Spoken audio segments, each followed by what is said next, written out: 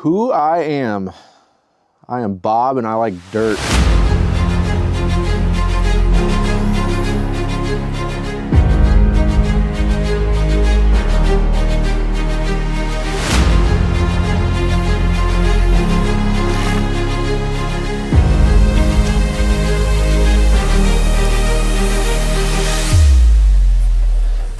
My name is Robbie. I'm the master trail builder here for Veterans Future Foundation on the University of Health and Performance campus. That is my Monday through Thursday 7 to 5 title. The entire time outside of that, I am dad, I am husband, I'm friend, combat veteran. All these other titles come into play when I am off the clock. But most people in the mountain bike world call me Bob. The thing that inspired me and encouraged me to be a part of the Dirt Therapy Project happened at Kohler Mountain Bike Preserve here in Northwest Arkansas. They were on their Bentonville retreat. I had messaged Jonathan on social media a couple of times. I kind of got into mountain biking in end of 2018, beginning of 2019, and really fell in love with the sport and what it was. And I was looking for other people to ride with, not just other mountain bikers, but somewhere I could kind of call home and be myself and not have to worry about people judging me for having the mouth of a sailor or, you know, maybe making jokes that are way too dark for normal human consumption. And I found that group. And that was at Kohler. They, on their retreat, they met up at Kohler. I met up with them there, rode for a few hours, got to talk to everybody. And it was the first time in several years after my first deployment to Iraq where I just could take a deep breath. I could breathe. I knew nobody in that group was looking at me with any kind of judgment or anything like that. I could just be who I am and enjoy the day and enjoy the people I was around and not worry about a thing. So at Kohler, it really, that's where I took the first step in finding these people and joining the group at the very end. How I see Veterans Future Foundation and the Dirt Therapy Project in the next 5 years is I can give a short answer because it's so easy. It's never stopping. And the reason I say that is if you know anything about how these, the organizations started from nothing to what they are today, it's just never going to stop. There's no ceiling to what we do. So there's been some things when I got brought on board here where with this trail network I'm designing and building, I've always worked under certain constraints. And it was a hard wake-up call for me to come here and have the ceiling just be limitless. My ideas can be as high as they want, as crazy as they want, and nobody looks at me like, wow, why are you thinking that way? They may say like, maybe not right now, maybe later, but we can go as high as we want with the Dirt Therapy Project, the trails out here, the University of Health and Performance, Veterans Future Foundation. There's no limit here. One thing is specific for the trails is, right now roughly there's 15, 16-ish miles of trail I've mapped out for the campus, and that's just the starting number. This canvas out here, it's 500 acres and it's completely blank.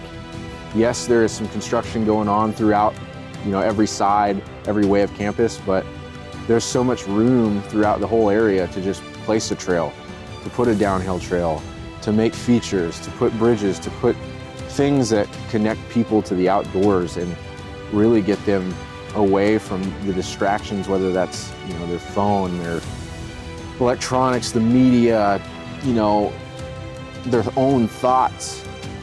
It's when you're outside and you're breathing in this fresh air and you feel the wind and you see the leaves on the trees waving, and there's just something very special about that moment. And I think as these next 5 years go on, I think we're just going to continue to expand on that and really build out a place that has never been seen, especially in the veteran community. How I would measure the success and impact for Veterans Future Foundation and the Dirt Therapy Project is not complicated. It comes down to, I mean, if we help one veteran, and that's the only veteran we help, I think the organizations have done their job in full.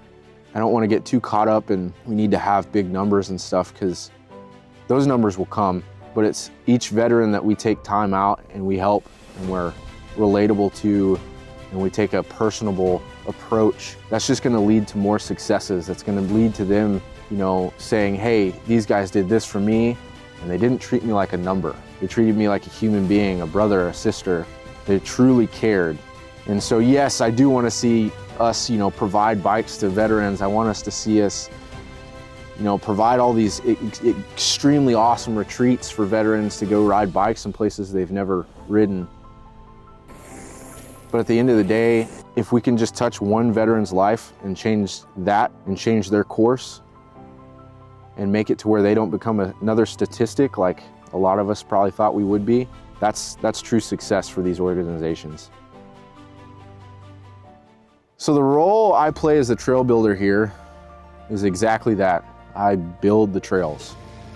Now that's the simple answer I can give you, but there's a lot more to it than that. I think there's a lot of people, just because of lack of knowledge of the industry, think that, you know, it's just a bunch of bros out in the woods, you know, throwing dirt around with shovels and, you know, making things that look cool, which is definitely that. I don't want to take away from that. That's one of the best parts. But there's a lot more to it.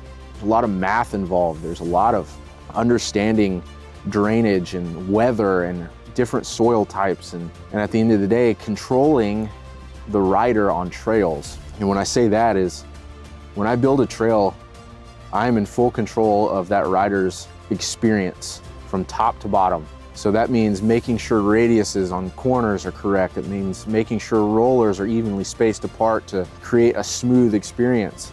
That's also making sure that we have things out here that push the limits of some people's experience level.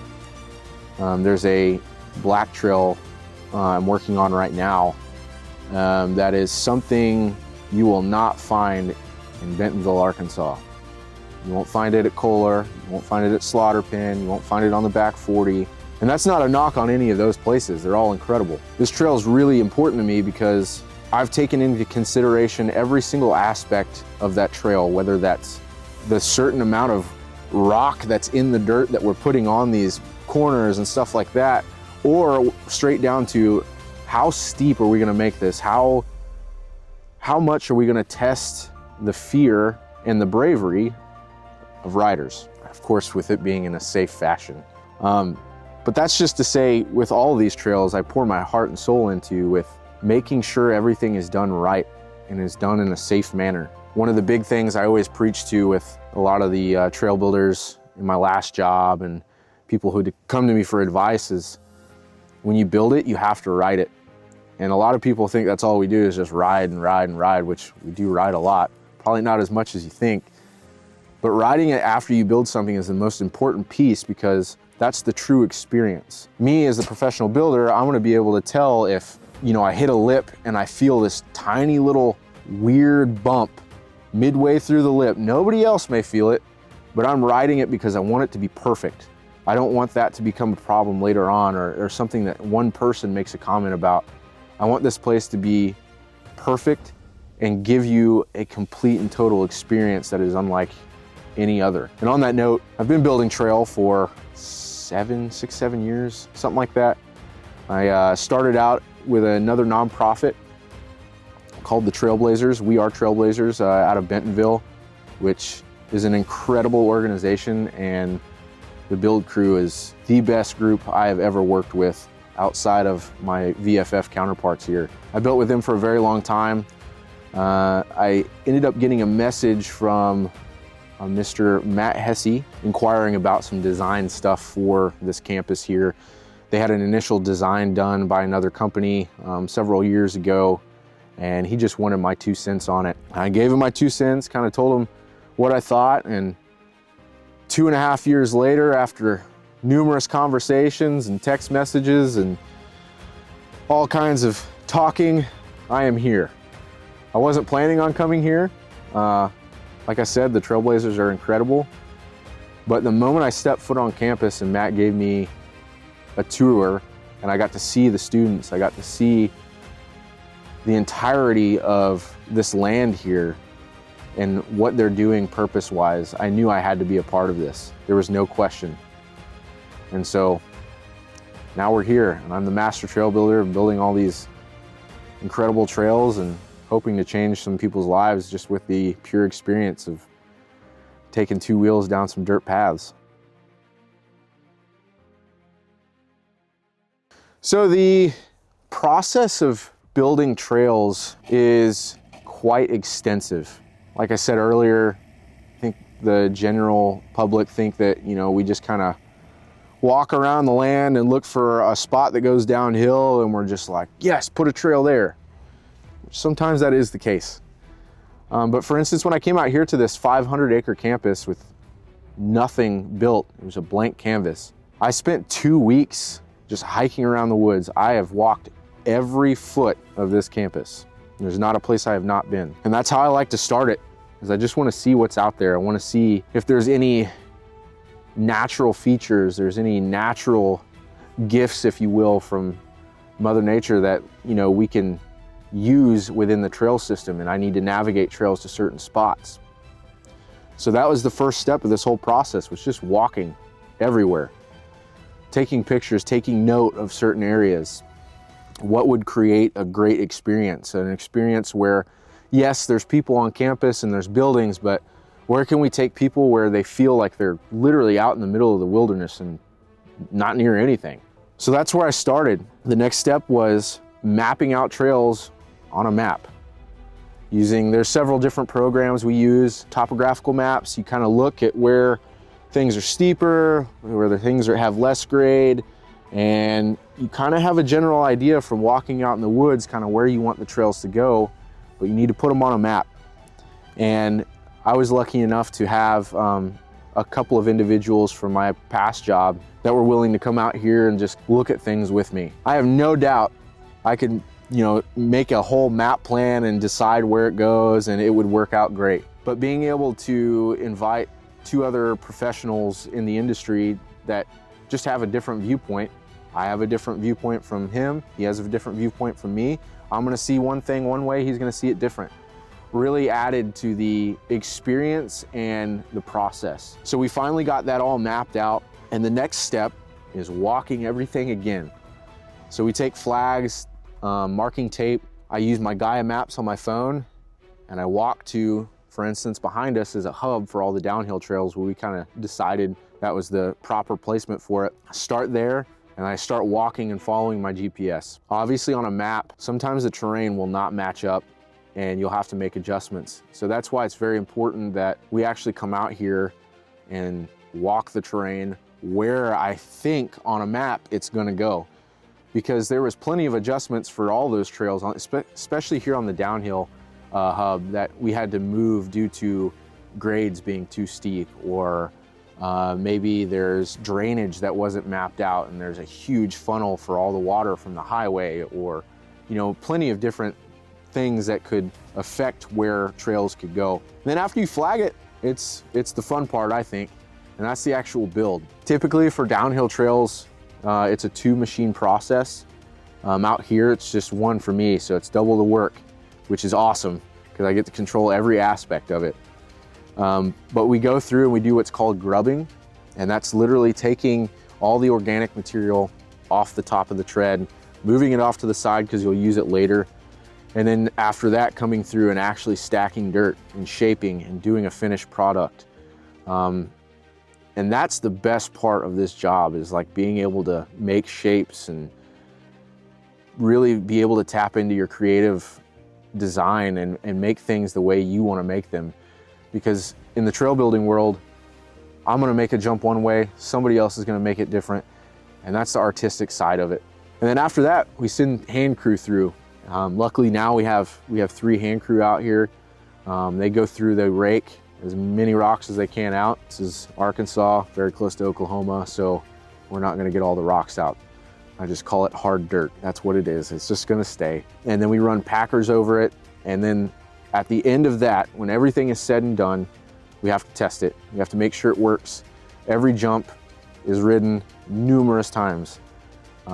Some trail companies don't believe in that process, but my mentor, Brandon RC from Gravity Logic, really put that in my brain, and more importantly in my heart, is you've got to ride it.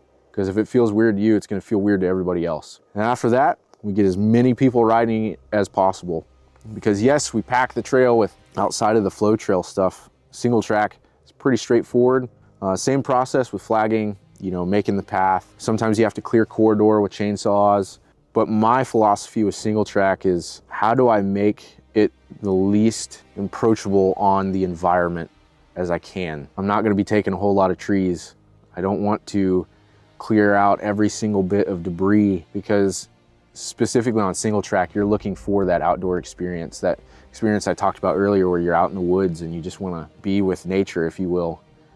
So you need to leave it as natural as possible. But it takes a lot of work, it takes a lot of man hours. This job is not for the faint of heart by any means, but I've been very thankful to be able to do it for so long and continue to do it, and be able to do it on such an incredible campus with an incredible team behind me.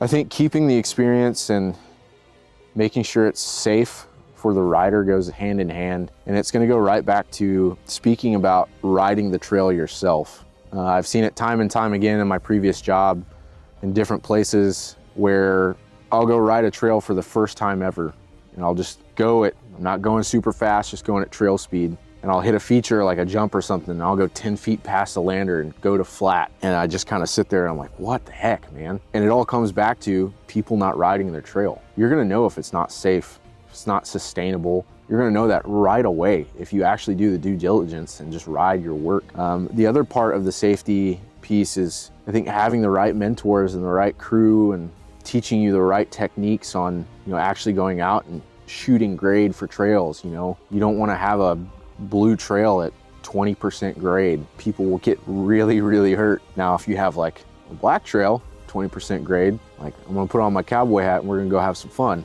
But knowing your profession and living your profession and continuing to educate yourself on the changes in the industry and the ways that you can properly do things better is the most important piece. And if you do that, the experience is gonna be unlike any other, because people won't have to worry when they're riding a trail. They'll know what to expect. They know the feel of it. They know what feature could potentially be next. They know they don't have to worry. So just being a professional in your industry is the most important piece for safety and the experience. I think the advice I would give to veterans looking to be a part of VFF or the Dirt Therapy Project is knowing that you're not alone and taking that first step. And I say that because from my own personal experiences, it's from combat, PTSD, you can dig yourself a hole that's really, really lonely. And you may see these organizations like VFF and Dirt Therapy Project and think, wow, you know, that group's doing it. They're having fun, but look at me, I'm sad, I'm depressed, I don't have any aspirations, I'm not worthy of that experience. And I think just being brave and taking that first step to reach out to the Dirt Therapy and see what rides are going on, or VFF to see how you can get involved with the programs here at the University of Health and Performance, or any of that, just taking that first step, I think is the real big advice I would give, because nobody's alone and everybody's worthy of having the experiences that we are having within these two organizations.